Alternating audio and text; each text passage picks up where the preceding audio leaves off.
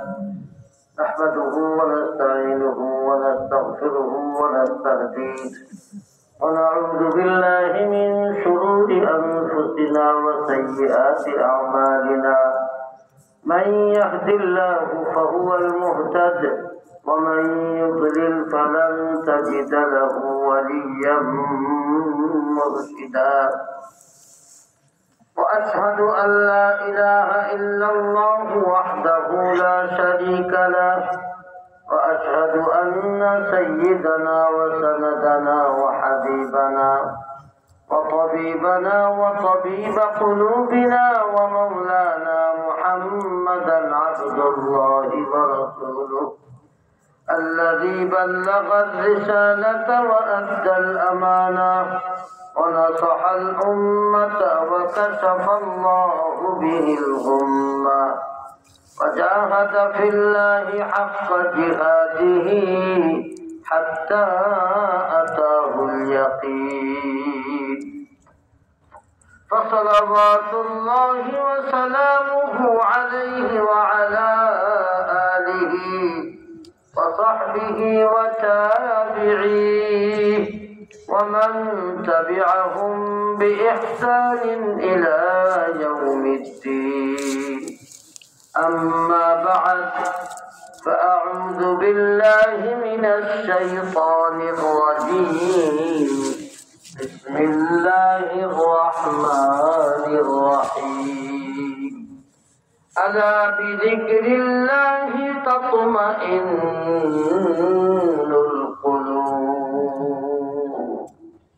سبحانك لا علم لنا إلا ما علمتنا إنك أنت العليم الحكيم اللهم علمنا ما ينفعنا وانفعنا بما علمتنا وزدنا علما اللهم أرنا الحق حقا وارزقنا اتباعه وأرنا الباطل باطلا وارزقنا اجتنابه اللهم صل على محمد وعلى آل محمد كما صليت على إبراهيم وعلى آل إبراهيم إنك حميد مجيد اللهم بارك على محمد وعلى آل محمد كما باركت على إبراهيم وعلى آل إبراهيم إنك حميد مجيد محترم صدر مجلس معزز علماء الكرام مربيان عظام উপস্থিত ছোট বড় আমার দিনী ভাইরা পর্দার অন্তরালের আমার মা ও ভগ্নীগণ আল্লাহ রাব্বুল আলামিনের দরবারে অসংখ্য অগণিত শুকরিয়া যিনি আমাকে আপনাকে অত্যন্ত মেহেরবানি করে দয়া করে মায়া করে এই মুবারক জায়গা মুবারক মাহফিল জান্নাতের বাগানে আসার তৌফিক দান করেছেন দীর্ঘ সময় বসে বসে অত্যন্ত মূল্যবান দ্বীনি কোরআনী আলোচনা শোনার তৌফিক দান করেছেন আবারও কিছু কথা বলার জন্য শোনার জন্য আল্লাহ আমাকে আপনাকে বসার তৌফিক দান করলেন আল্লাহ রাব্বুল আলামিনের এই অতি মূল্যবান নিয়ামত সমূহের শুকরিয়া আদায় করতে একবার মুহাব্বতের সাথে কালিমাতুল শুকর করে নেই বলি আলহামদুলিল্লাহ আমার ভাইরা এতক্ষণ তিনি আলোচনা করলেন এরপরে যারা আলোচনা করবেন অনেক বড় বড় হাস্তি আমি আমার ভাই মিসবাহ ভাই আমার নিজের সাথী ওনার সঙ্গে কথা দিয়েছিলাম তো আজকে হঠাৎ করে আমার একটা ভুলের কারণে 3টা মাহফিল হয়ে গেছে যার কারণে অল্প একটু দেখা করে যাওয়া আপনাদের সঙ্গে উদ্দেশ্য মাত্র আধা ঘন্টা কথা বলবো আল্লাহ যদি তৌফিক দান করেন। আমি সবসময় বলি কথা বেশি হলেই যে হেদায়েত হবে তা তো না, বরং হেদায়েতের জন্য জরুরি হলো ইখলাস। আমার আপনার মধ্যে যদি ইখলাস থাকে, আল্লাহকে রাজি খুশি করার জন্য কথা বলতে পারি, শুনতে পারি, মানার উদ্দেশ্যে যদি শুনতে পারি, অল্প কথাই আমাদের জন্য যথেষ্ট হয়ে যেতে পারে। হাদিসের মধ্যে এসেছে, আখলিস দীনাকা ইয়াকফিকাল আমালুল কালিল। তুমি তোমার দ্বীনকে, তোমার দ্বীনের কাজগুলিকে খালেস করো, ইখলাসের সাথে করো, অল্প আমলই তোমার নাজাতের জন্য যথেষ্ট হবে।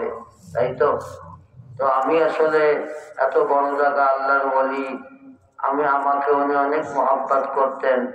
আমার মেজবা ভাই, আমার সাথী, এখানে এসে কি বলবো, আমার তো সেই এলেম কালাম নাই, তারপরেও ওনারা মহব্বত করেন, তাই আসি।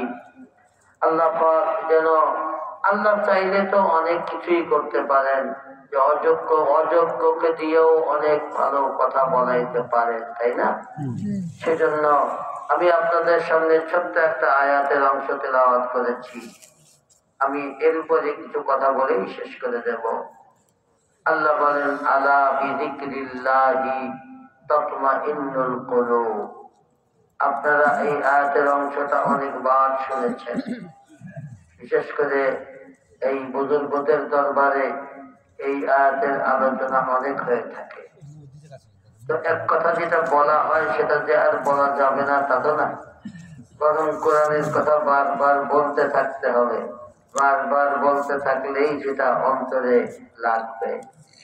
আল্লাহ বলেন আলা। দেখেন, আলা শব্দটা আরবি ভাষায় এটাকে হারফে তানবীহ বলা হয়। হরফ মানে অব্যয়, অক্ষর। তানবীহ মানে সতর্কীকরণ, সতর্কীকরণ, অব্যয়। আল্লাহ তাআলা এই আয়াতটাকে, এই শব্দটাকে ব্যবহার করেছেন আমাদেরকে সতর্ক করার জন্য, যে বান্দা সতর্ক হও, কান খাড়া করো, খুব গুরুত্বপূর্ণ কথা হবে। আলা, যেখানেই গুরুত্বপূর্ণ কথা, গুরুত্বপূর্ণ আলোচনা হবে, তার পূর্বে এই শব্দ দিয়ে বোঝানো হয় আপনারা একটু কান খাড়া করেন, জরুরি কথা হচ্ছে। আল্লাহর কোরআনের প্রত্যেকটা কথাই তো জরুরি, তাই না? এরপরে আল্লাহ বলেন বিযিকরিল্লাহ। বি মানে দ্বারা, যিকরিল্লাহ আল্লাহর জিকির, এই তো। আলা বিযিকরিল্লাহ, স্মরণ রেখো বান্দা আল্লাহর স্মরণের দ্বারা, আল্লাহর জিকিরের দ্বারা। তাতমাইন্নু, তাতমাইন্নু মানে প্রশান্তি লাভ করে, শান্তি পায়। আল কুলুব, কলবুনের বহু বচন। কলব মানে কি? অন্তর, তাই না? কুলুব, অন্তর সমূহ প্রশান্তি লাভ করে। আমরা সবাই তো শান্তি চাই, তাই না? কেউ আছি টাকা কামাই করি, পয়সা কামাই করি, যাই দুনিয়াতে করি না কেন, সব কিছুর পিছনে মাকসাদ থাকে কি করে একটু শান্তি লাভ করতে পারি। কেউ কি চায় যে আমি অট্টালিকার মালিক হব, বড় বাড়ি গাড়ির মালিক হব, অনেক ধন সম্পদের মালিক হব, তারপরে শান্তি পাবো না? বাড়ি গাড়ি দিয়ে কি হবে যদি শান্তি না পাই, তাই না? উদ্দেশ্য থাকে শান্তি, উদ্দেশ্য থাকে সফলতা, উদ্দেশ্য থাকে কামিয়াবি।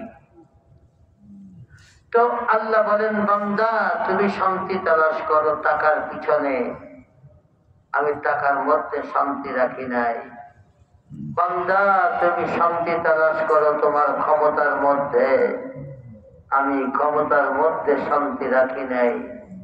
বান্দা একমাত্র আমি, একমাত্র শুধুমাত্র আমার স্মরণের মধ্যেই অন্তরের প্রশান্তি রেখেছি। একমাত্র শুধুমাত্র আল্লাহর স্মরণের দ্বারাই অন্তর সমূহ প্রশান্তি লাভ করে, শান্তি লাভ করে, ঠিক না?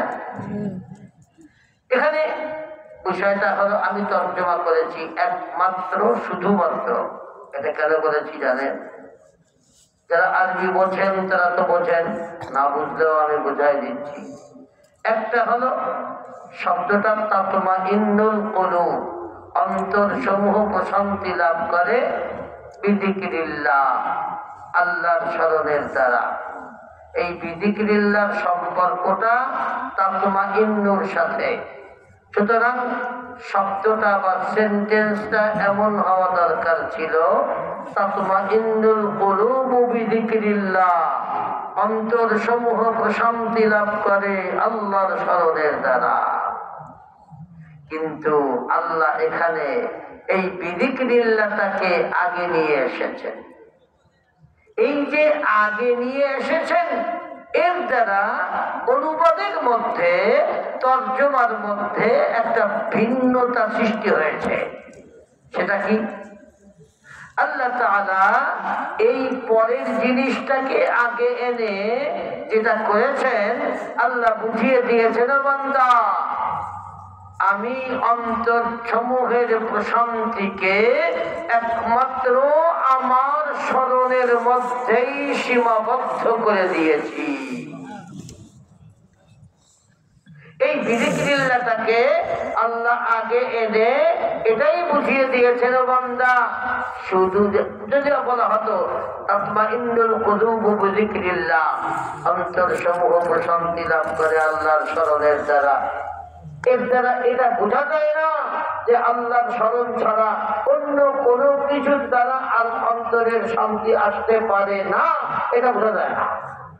কিন্তু যখনই বলা হলো যে একমাত্র শুধুমাত্র আল্লাহর স্মরণের দ্বারা, আল্লাহর জিকিরের দ্বারাই অন্তর সমূহ প্রশান্তি লাভ করে, এর দ্বারা কি বোঝা গেল? বোঝা গেল দুনিয়ার কোন কিছুতে শান্তি নাই। আল্লাহ এই শব্দের মধ্যে বলে দিয়েছেন, আলা বিযিকরিল্লাহি তাতমাইন্নুল কুলুব। আল্লাহ বলেন, বান্দা আমি তোমার অন্তর সমূহের অন্তরের প্রশান্তিকে সীমাবদ্ধ করে দিয়েছি আমার স্মরণের মধ্যে। তুমি যেখানেই শান্তি তালাশ করো, শান্তি তুমি পাবে না, কারণ আমি শান্তি তো ওখানে রাখি নাই। আমি শান্তি ধন সম্পদের প্রাচুর্যের মধ্যে রাখি নাই। ও বান্দা, যদি শান্তি ধন সম্পদের প্রাচুর্যের মধ্যে রাখতাম, তাহলে কারুন শান্তি পেত, কারুন শান্তি পেত। আমি কারুনকে অসংখ্য ধন সম্পদ দিয়েছিলাম। আল্লাহ কোরআনে বলেন, ওয়া আতাইনাহু মিনাল কুনুজ,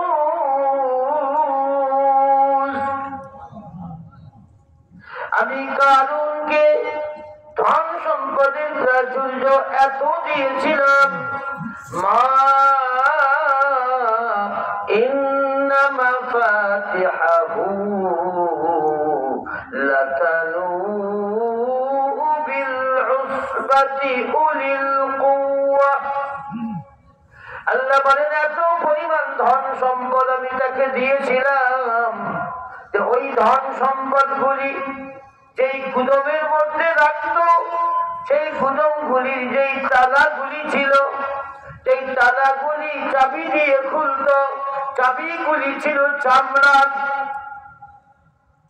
চামড়ার চাবিগুলা এত পরিমাণ ছিল, এত পরিমাণ ছিল যে ওই চাবিগুলি শুধু বহন করতে একদল শক্তিশালী মানুষের পক্ষে সম্ভব ছিল না। একদল শক্তিশালী একদল শক্তিশালী মানুষের পক্ষে ওই চাবিগুলি বহন করাও অসম্ভব ছিল। তাফসীরের মধ্যে লেখে কারূনের ওই ধন সম্পদের গুদামের তালার চাবিগুলা বহন করতে 60টা খচ্চর লাগতো। কটা খচ্চর? 60টা। আমার ভাইরা মনে রাখবেন, এই খচ্চর গুলি হলো বোঝা বহন করার জন্য খুব প্রসিদ্ধ। আমার ভাইরা এই প্রসিদ্ধ বোঝা বহনকারী খচ্চর, এমন খচ্চর লাগতো 60টা খচ্চর শুধু চাবিগুলি বহন করত।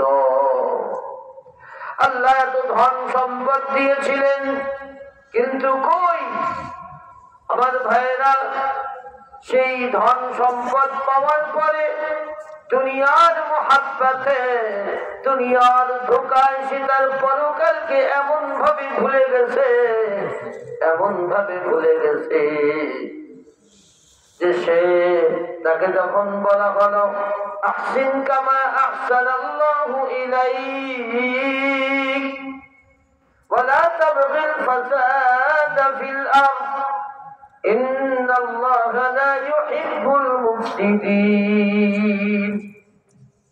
ও কারূন, আল্লাহ যেমন তোমার উপরে ইহসান করে ধন সম্পদের মালিক বানিয়েছেন, তুমিও আল্লাহর বান্দাদের উপরে ইহসান করো এবং তুমি সমাজের মধ্যে ফিতনা ফাসাদ সন্ত্রাস সৃষ্টি করো না। কেননা আল্লাহ ফিতনা ফাসাদ সৃষ্টিকারীকে পছন্দ করেন না। কি জবাব দিছিল জানেন? কারণ জবাবে বলল ক্বালা ইন্নামা উতিতুহু আলা ইলমিন ইনদি। আরে আমাকে যে ধন সম্পদ দেওয়া হয়েছে, ওটা আমার ইলমের কারণে, আমার যোগ্যতার কারণে আমাকে ধন সম্পদ দেওয়া হয়েছে। ধন সম্পদ কি যোগ্যতা আছে? ধন সম্পদ যোগ্যতা আছে না। মনে রাখবেন, দুনিয়া বাকাদরে মুকদ্দার, দুনিয়া বাকাদরে মুকদ্দার। আল্লাহ বান্দাকে দুনিয়া দেন তাকদীর অনুযায়ী। আল্লাহ যার জন্য যতটুকু বাজেট করেন তাকে ততটুকু দেন। ওটা বান্দার ক্ষমতা, বান্দার যোগ্যতা আর বান্দার চেষ্টার উপরে নির্ভর করে না। এই কথাটা মনে রাখবেন। আল্লাহ কোরআনে বলেন মান কানা ইউরিদুল আজিলাতা আজ্জালনা লাহু ফিহা মা নাশা। এই আয়াতের মধ্যে আল্লাহ পরিষ্কার বুঝিয়ে দিয়েছেন, ও বান্দা, তুমি যতই চেষ্টা করো না কেন, তুমি যতই চাও না কেন, আমি আল্লাহ দুনিয়া তোমাকে দেব তোমার চাওয়া মতো না। আমি আল্লাহ তোমাকে যতটুকু চাইব ততটুকু দিব। আর তুমি দুনিয়া চাও আর না চাও তাতেও আল্লাহর কিছু আসে যায় না। আল্লাহ তাআলা, যারা কাফির, আল্লাহকে মানে না, তারা তো আর আল্লাহর কাছে চায় না। চায়? আল্লাহই মানে না, তা আল্লাহর কাছে যাবে কি? আল্লাহ তাদেরকে দেয় না। আল্লাহ বলেন, যে ব্যক্তি দুনিয়া চায়, মান কানা ইউরিদুল আজিলাতা আজ্জালনা লাহু ফিহা, আমি সত্তর তাকে দুনিয়াতে কিছু দিয়ে দেই। কিন্তু দেই যে আমি আমার দুইটা নিয়মের মাধ্যমে দেই। বান্দাকে আল্লাহ দুনিয়া দেন দুইটা নিয়মের মাধ্যমে। এই দুইটা নিয়ম ভালো করে মাথায় ঢুকায় নেই, তাহলে আর পেরেশানি আসবে না। কি নিয়ম?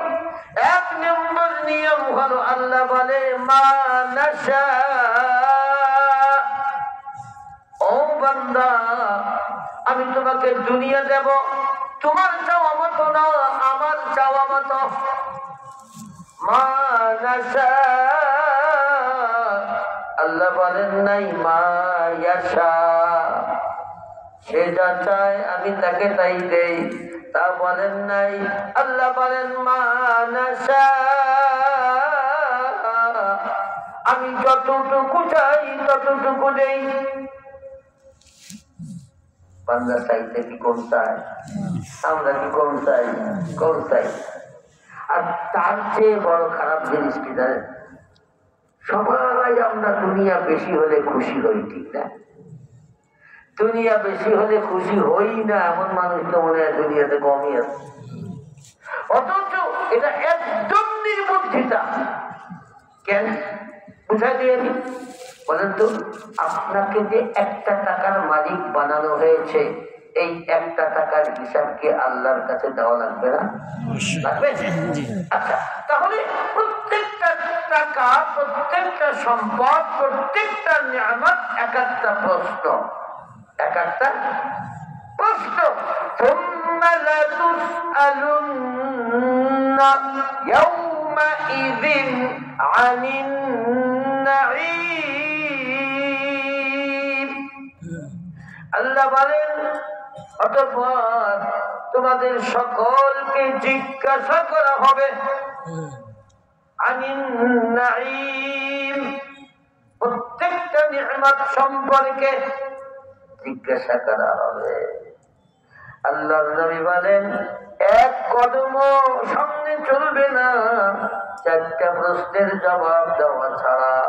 তার মধ্যে একটা হলো ওয়ান মালিহি, ধন সম্পদ সম্পর্কে, মিন আইনা ইকতাসাবাহু ওয়া ফীমা আনফাকা, কোত্থেকে কিভাবে কামাই করেছো আর কোথায় কিভাবে খরচ করেছো।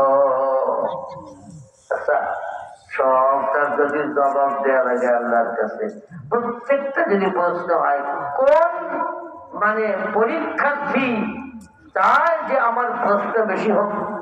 কেউ চায়? কোন পরীক্ষার্থী চায় যে আমার প্রশ্ন 10টার জায়গায় 100টা হোক? চায় না।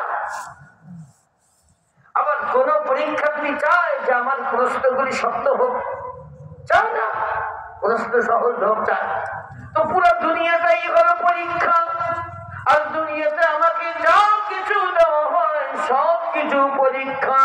আল্লাহ বলেন ইন্নামা আমওয়ালুকুম ওয়া আওলাদুকুম ফিতনাহ, তোমাদের ধন সম্পদ, সন্তান সন্ততি সব কিছু হলো পরীক্ষা।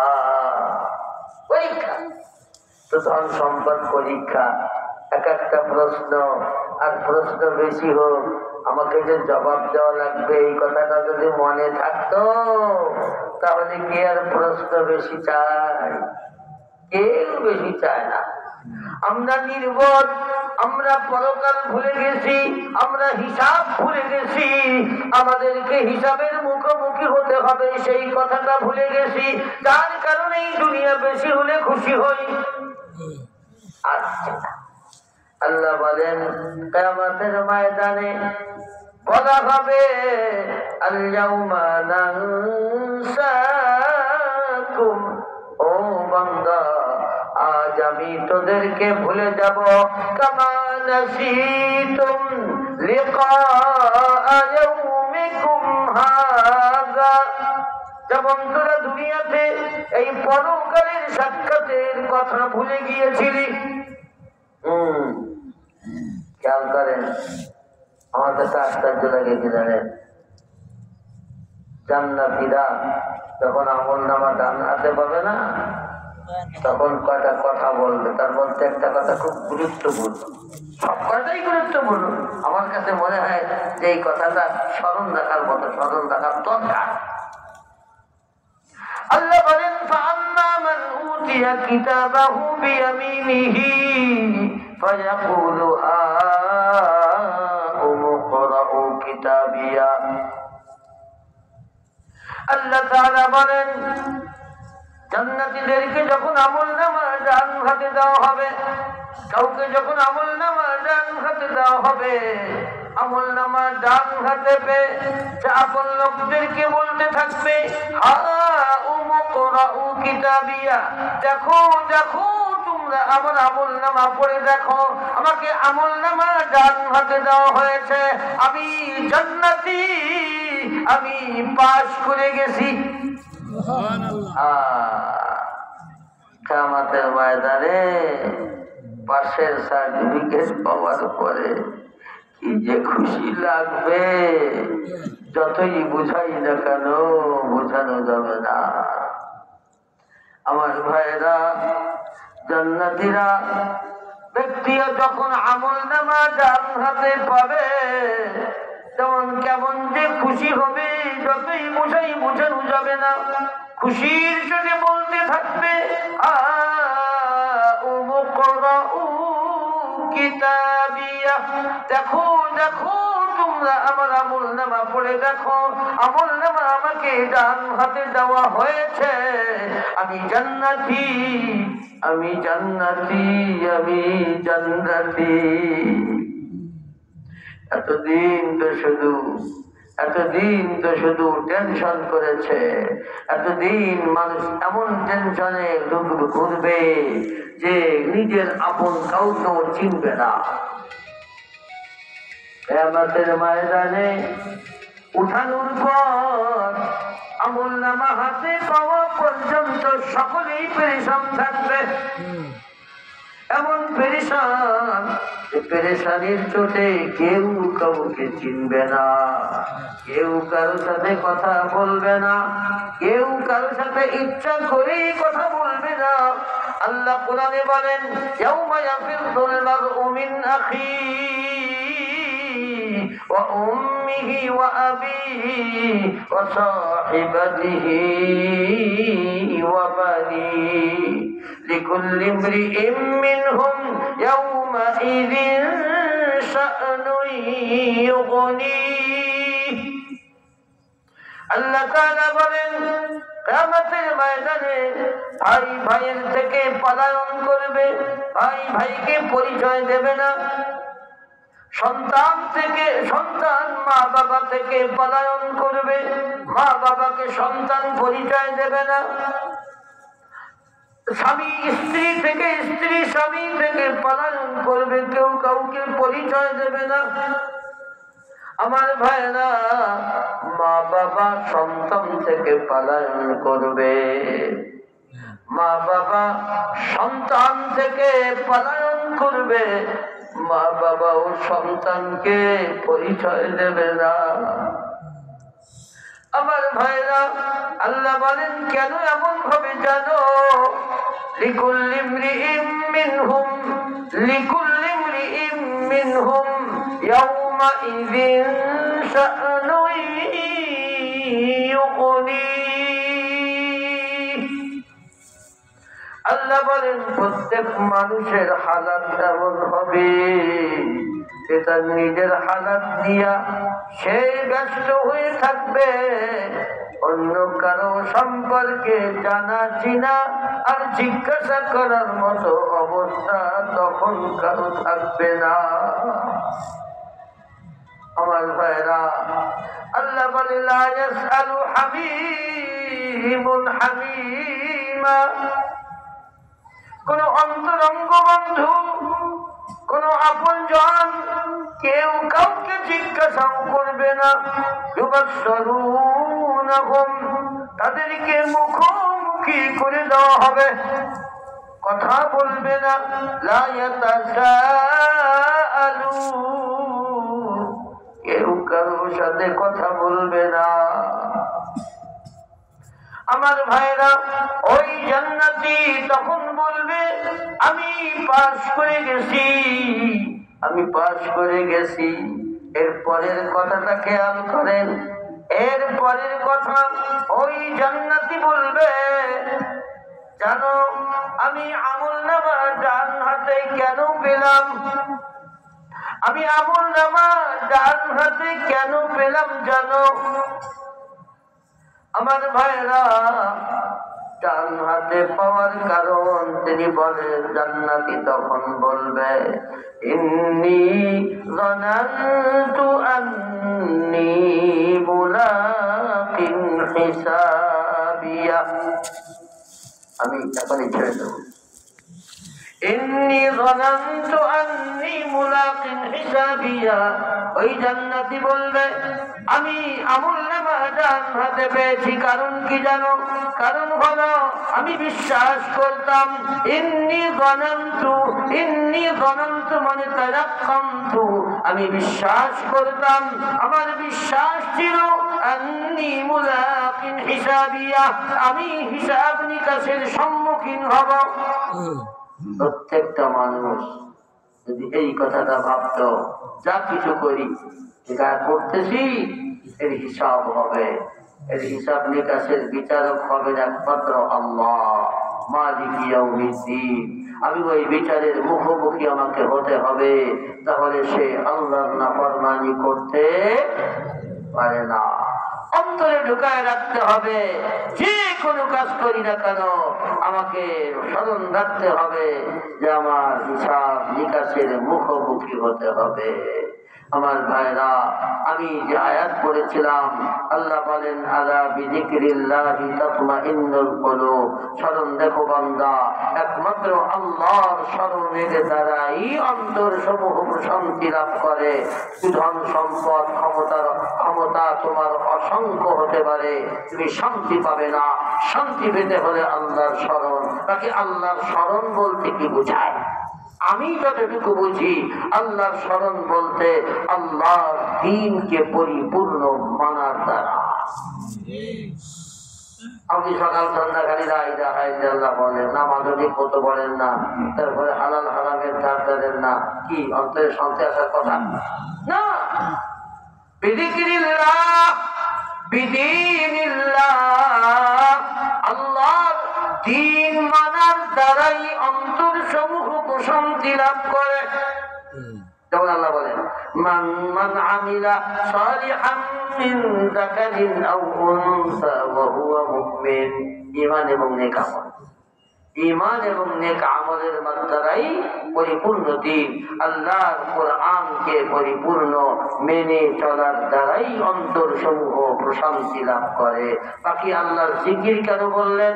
কখনো কখনো জিকির দিয়েও দ্বীন বোঝানো হয়, আমি এখন বলার সময় নাই। মনে রাখবেন, আল্লাহ দ্বীন মানার জন্য, আল্লাহর আদেশ নিষেধ মেনে চলতে হলে আল্লাহর স্মরণ করতেই হবে। স্মরণ মানে তো আর লা ইলাহা ইল্লাল্লাহ না, শুধু স্মরণের সম্পর্ক অন্তরের সাথেও আছে।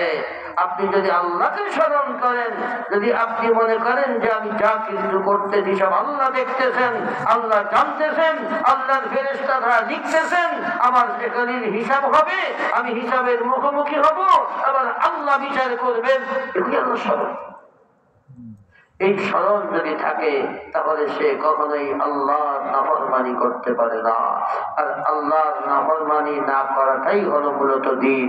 আল্লাহ তাআলা দ্বীন মানার দ্বারাই একমাত্র অন্তর সমূহ শান্তি লাভ করে। আমার ভাইরা, আমরা যতই দুনিয়ার পিছনে দৌড়াই, যতই টাকা পয়সার পিছনে দৌড়াই, ধন সম্পদের পিছনে দৌড়াই, ক্ষমতার পিছনে দৌড়াই, মনে রাখবেন, আপনি মনে করতেছেন বেশি টাকা হলে শান্তি হবে না, আপনি মনে করতেছেন বেশি জমি জমার মালিক হলে শান্তি হবে না, আপনি মনে করতেছেন বড় ক্ষমতার মালিক হলে শান্তি পাবেন না, বরং জাহান্নামীরা সেদিন বলবে মা আগুনা আন্নি মালিয়া হালাকা আন্নি সুলতানিয়া। আরে আফসোস, আমার মাল তো আমার কোনো উপকারে আসলো না, আর আমার ক্ষমতা, আমার রাজত্ব তো ধ্বংস হয়ে গেছে। কারণ জাহান্নামীরা সেদিন বুঝবে যে আমি দুনিয়াতে আল্লাহর নাফরমানি করেছিলাম এই ধন সম্পদ আর এই ক্ষমতার বড়াইয়ের গরমের কারণে, যার কারণে আফসোস করে বলতে থাকবে, হায় রে, কই আমার ধন সম্পদ, কই আমার ক্ষমতা, সব তো শেষ। আল্লাহ আমাকে আপনাকে সঠিক বুঝ দান করেন, আল্লাহর ভয় অন্তরে আল্লাহ পয়দা করে দেন, যাতে করে আমরা আমাদের বাকি জীবনটা নাফরমানি মুক্ত, গুনাহ মুক্ত ভাবে আমরা আমাদের জীবনটা পরিচালিত করতে পারি। আল্লাহ তৌফিক দান করেন। সুবহানাকা আল্লাহুম্মা ওয়া বিহামদিকা আশহাদু আল লা ইলাহা ইল্লা আনতা আস্তাগফিরুকা ওয়া আতুবু ইলাইক। আসসালামু আলাইকুম ওয়া রাহমাতুল্লাহি ওয়া বারাকাতুহু।